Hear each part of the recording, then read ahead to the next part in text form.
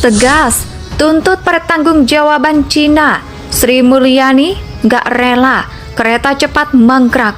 Cina juga harus ikut menanggung. Untuk kereta api yang mendapatkan dari PMN-SAL 20,1 triliun itu sebesar 6,9 triliun ditujukan untuk LRT Jabodetabek yang mengalami cost overrun sebesar 2,6 triliun.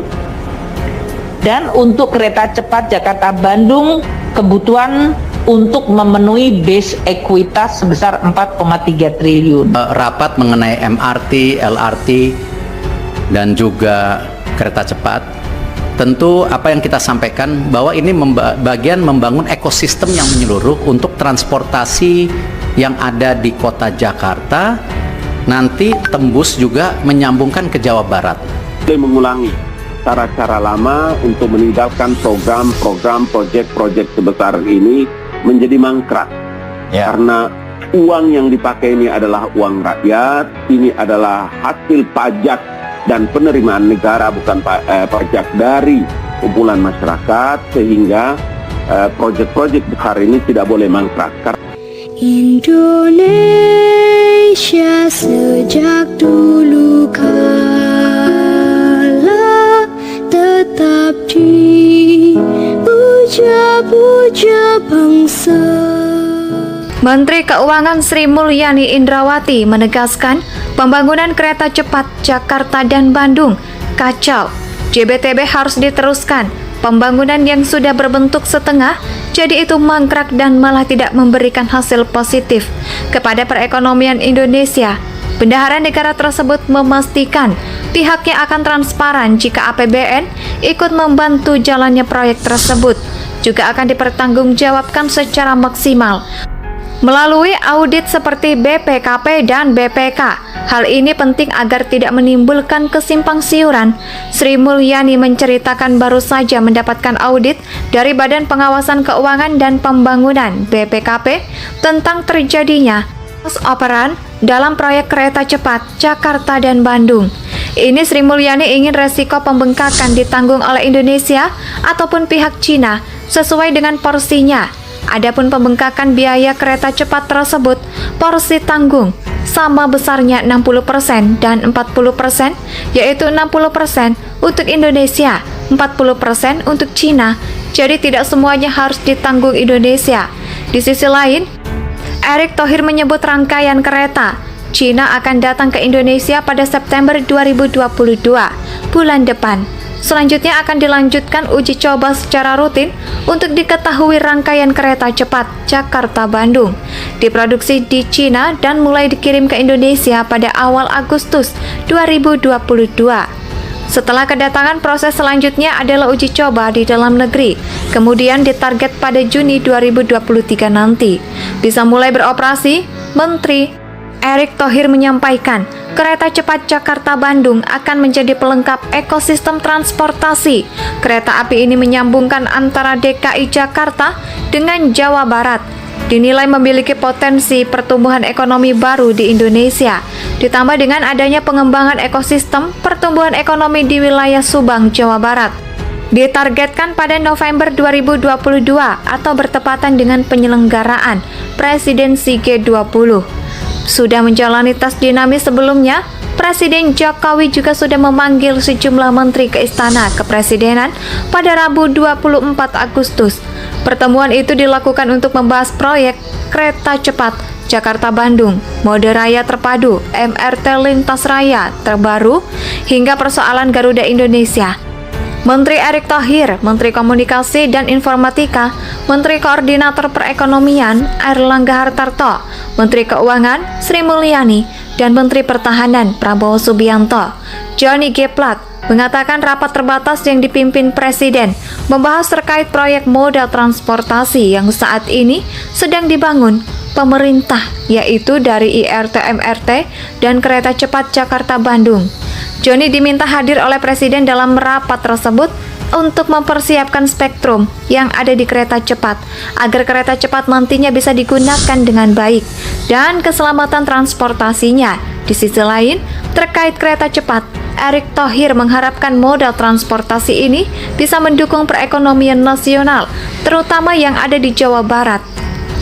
Pemerintah juga akan mengucurkan dana untuk proyek pembangunan kereta cepat Jakarta-Bandung. Melalui pernyataan modal, negara penambahan tersebut berkisar antara 2,6 triliun, sama dengan 3,14 Leonerek mengungkapkan Jepang tetap akan berkomitmen memberikan pendanaan serasa Indonesia masih mempunyai daya tawar yang tinggi untuk proyek ini.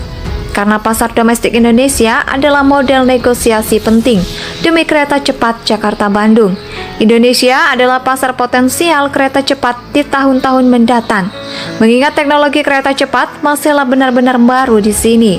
Jadi bukan tidak mungkin kereta cepat Jakarta-Bandung akan selesai dalam waktu yang dekat.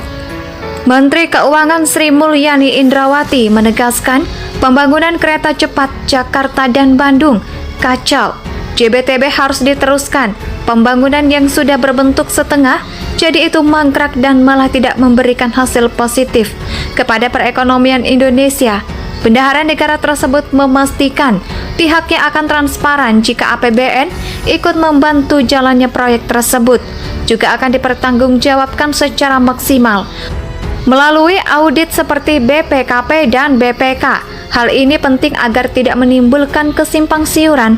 Sri Mulyani menceritakan baru saja mendapatkan audit dari Badan Pengawasan Keuangan dan Pembangunan (BPKP) tentang terjadinya cost operan dalam proyek kereta cepat Jakarta dan Bandung. Ini Sri Mulyani ingin resiko pembengkakan ditanggung oleh Indonesia ataupun pihak Cina sesuai dengan porsinya. Adapun pembengkakan biaya kereta cepat tersebut, porsi tanggung sama besarnya 60% dan 40%, yaitu 60% untuk Indonesia, 40% untuk Cina. Jadi tidak semuanya harus ditanggung Indonesia. Di sisi lain, Erick Thohir menyebut rangkaian kereta Cina akan datang ke Indonesia pada September 2022, bulan depan. Selanjutnya akan dilanjutkan uji coba secara rutin untuk diketahui rangkaian kereta cepat Jakarta-Bandung diproduksi di Cina dan mulai dikirim ke Indonesia pada awal Agustus 2022. Setelah kedatangan, proses selanjutnya adalah uji coba di dalam negeri, kemudian ditarget pada Juni 2023 nanti. Bisa mulai beroperasi, Menteri Erick Thohir menyampaikan, kereta cepat Jakarta-Bandung akan menjadi pelengkap ekosistem transportasi. Kereta api ini menyambungkan antara DKI Jakarta dengan Jawa Barat. Dinilai memiliki potensi pertumbuhan ekonomi baru di Indonesia, ditambah dengan adanya pengembangan ekosistem pertumbuhan ekonomi di wilayah Subang, Jawa Barat. Ditargetkan pada November 2022 atau bertepatan dengan penyelenggaraan Presidensi G20. Sudah menjalani tes dinamis sebelumnya, Presiden Jokowi juga sudah memanggil sejumlah menteri ke Istana Kepresidenan pada Rabu 24 Agustus. Pertemuan itu dilakukan untuk membahas proyek kereta cepat Jakarta-Bandung, mode raya terpadu, MRT lintas raya terbaru, hingga persoalan Garuda Indonesia. Menteri Erick Thohir, Menteri Komunikasi dan Informatika, Menteri Koordinator Perekonomian Airlangga Hartarto, Menteri Keuangan Sri Mulyani, dan Menteri Pertahanan Prabowo Subianto, Johnny G. Plat, mengatakan rapat terbatas yang dipimpin Presiden membahas terkait proyek modal transportasi yang saat ini sedang dibangun pemerintah, yaitu dari IRT-MRT dan kereta cepat Jakarta-Bandung.